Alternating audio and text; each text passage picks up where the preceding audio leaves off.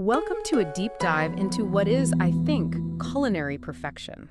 We're tackling one of the biggest baking challenges today, the flawless, crack-free cheesecake. It's such a fascinating thing to bake, isn't it? Because it feels like it's all about, artistry and flavor, Yeah. but it's really governed by the precision of chemistry. Right. And that difference between a truly great one and one that just, collapses or cracks, it really comes down to these tiny details. It's obsessive attention to detail. Absolutely. And our listener-submitted source material is basically a masterclass on this. It gives us the full playbook for achieving that impossible standard, that perfectly smooth, tall New York classic. And not just that one. It also gives us some incredible variations. We're pulling insights from a guide that details 4 different types. You got the classic New York style, some individual cherry-topped one. Oh, and those little mini sour cream cupcakes. Yeah, and then a totally different one, a lighter ricotta alternative. Yeah. So our mission today is pretty simple. We're going to unpack the specific, I'd say non-negotiable techniques that really guarantee success. What are the secrets to avoiding that dreaded crack? Okay, let's unpack this. Starting with, I guess, the gold standard. The New York cheesecake. And the first thing the source materials tell us is that this is a real commitment. It is a commitment. This recipe calls for 7 packages of Philadelphia cream cheese. 7 for a single 10-inch cake. I mean, that's a serious amount of dairy. It's for a crowd. And that volume, that amount of cream cheese, it drives the first and maybe the most important role. Everything at room temperature. The source just hammers this point home. Those 7 packages of cream cheese, the full cup of sour cream, it all has to be room temperature. Because if it's cold, the fat will just seize up, right? You'll get lumps. Exactly. And no amount of beating will ever get you that signature silky, smooth texture if you start cold. So the smoothness starts way before the mixer even turns on. It's about planning. Okay, let's talk about the crust, because even the crust has these incredibly strict rules. Oh, it does. The guide specifies using 12 old-fashioned original graham crackers. And it emphasizes this point. No honey, no cinnamon, no chocolate. It has to be that pure, neutral base flavor. Total precision. Those crackers get ground up and combined with 2 tablespoons of sugar, 6 tablespoons of melted butter. But it has to be cooled melted butter. Not cooled. Does hot butter make it soggy or something? Yeah, it softens the cracker crumbs too much. You want it to bind, not turn to mush. Yeah. And then there's a tiny pinch of salt. Okay, a tiny pinch. The source is known for being specific. Does it actually define a pinch? It does. It says it's the amount that fits between your first 3 fingers. That's amazing. That one detail tells you everything you need to know about the level of exactitude we're dealing with here. It's flavor, mainly. Mm-hmm. That little bit of salt balances the incredible richness of the filling and cuts through the sweetness. You don't want the crust to compete with the cake. Got it. Okay, technique. The crackers have to be ground super fine, no lumps allowed, and then the mixture is pounded into the springform pan. Right. And it actually recommends using a meat pounder to get a really dense, compressed base. Your hand works, but a pounder is better. Because that filling is so heavy, you need a strong foundation. Exactly. And that crust gets pre-baked at 350 for exactly 15 minutes. You have to set that structure before the filling even gets close. Okay, now we're moving into what I think of as the engineering phase, the anti-crack strategies. This is where it gets really interesting, because the first step to prevent cracks actually happens before the batter is even done. It's all about pan protection. A springform pan. So leakage is a very real threat. A huge threat, especially when you know a water bath is coming. Right. So the guide says to wrap the pan tightly with heavy-duty aluminum foil. You do it in a crisscross pattern on the outside. This is purely to keep water out. And inside? Inside, the pan gets buttered with soft butter. That's for an easy release later on. So foil for waterproofing, butter for release. Clear distinction.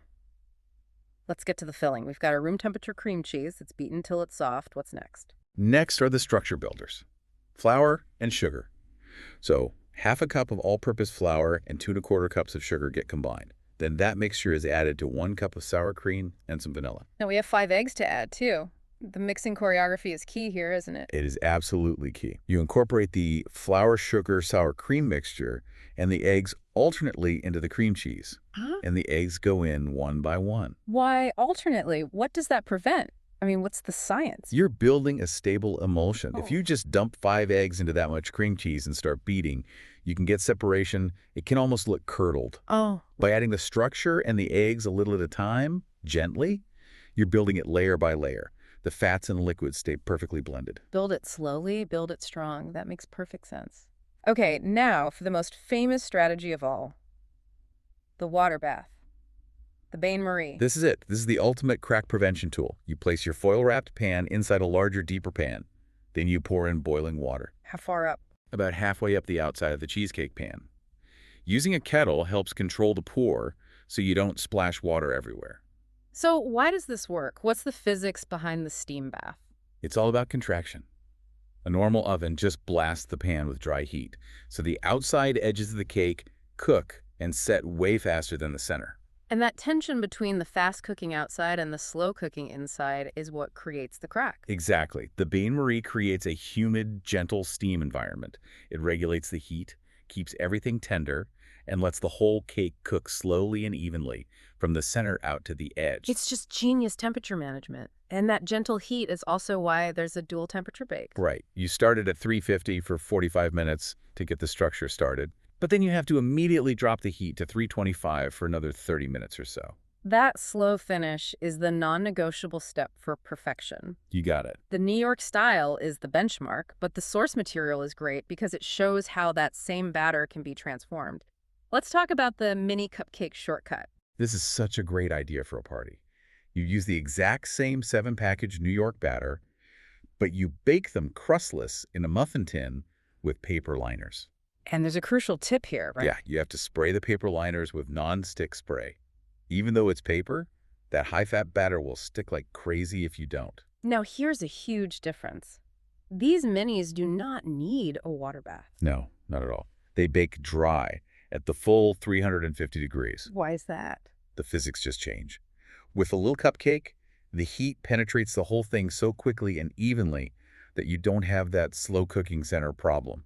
There's no tension, so no need for the steam. That makes so much sense. And once they're baked, they get what the source calls mom's favorite topping. The sour cream topping, it's so simple. A pint of good sour cream, a tablespoon of sugar, a teaspoon of vanilla. That's it. And you put it on after they bake. Yep. They come out of the oven. You put a tablespoon on top of each one. It kind of flattens out. And then they go back in for just 10 more minutes to set that topping. It adds that perfect tang to cut the richness. Okay, let's shift to the individual cherry top cakes. A bit larger, 4 inches. Right, and this is important. Because they're bigger and deeper than the cupcakes, they do require the crust and the water bath again.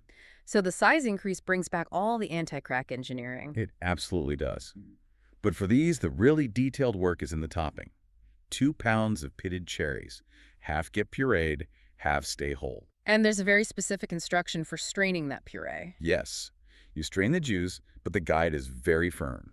You have to use a scraper to get all the thick, rich puree from the underside of the strainer. It calls that always the best part. I love that. Don't waste the good stuff. And then gelatin to set it. 1.5 teaspoons, dissolve gently. But there's a big warning here. Let me guess.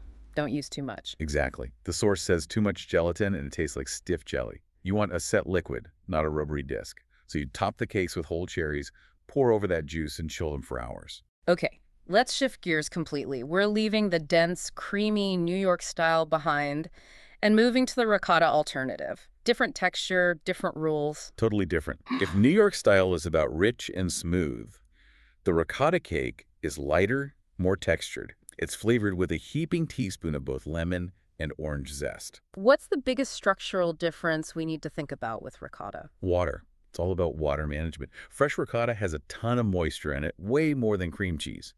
And if you leave that in, the cake will be, as the source puts it, quite wet. Which leads to the #1 rule, draining.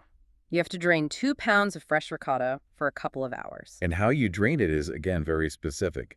You have to use a double or triple layer of natural fiber cheesecloth. And there's a warning here, too. A hilarious one. It explicitly warns you not to use the cheap polyester cheesecloth that they sell at the car wash store. I love that. That is so specific. So natural fiber only to wick the moisture away properly. You hang it over a bowl, let gravity do the work. It is an absolutely essential step. And unlike the New York style, you're not aiming for perfectly smooth here. No, not at all. This recipe is designed to have a cheesy, slightly grainy texture. The source says don't put the drained ricotta in a food processor. You want to keep that texture. The baking is also completely different. It's crustless, right? Crustless. You just butter and flour a 9-inch springform pan. And this is critical. It bakes dry, No foil, no bain-marie. And why no water bath for this one? Well, the lower fat content and the fact that you've drained out so much water changes the whole dynamic. It doesn't have that same risk of cracking from internal tension. It just goes into a 325 oven. The filling is 6 eggs, sugar, flour, zest, vanilla salt, and it bakes for about 55 to 60 minutes. And the test for doneness is key. You Yep. want the edges to be set, but the center should be just wiggly. If you wait for the center to be totally solid, you've overbaked it. And that wiggle test is followed by the ultimate test of patience. The 24-hour chill. It must chill in the fridge for a full 24 hours to let the structure completely set. Non-negotiable. That's the part that transforms it from a hot, delicate thing into an actual sliceable dessert. It's the hardest part, but it's the most rewarding.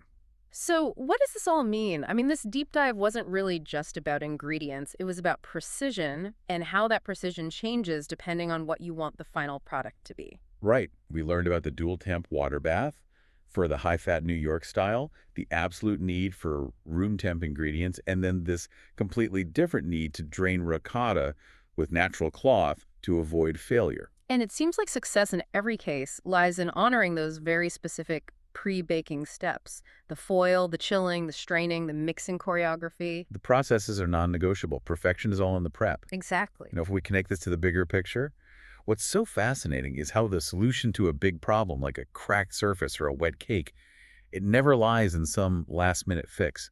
It's always in the unseen, meticulous preparation that happened hours before. Like the gentle heat of the bain-marie or that demanding 24-hour wait. Exactly. So it makes you wonder, where else in life are we rushing the essential chilling or the drainage period, and then we're surprised when we don't get a perfect, stable outcome?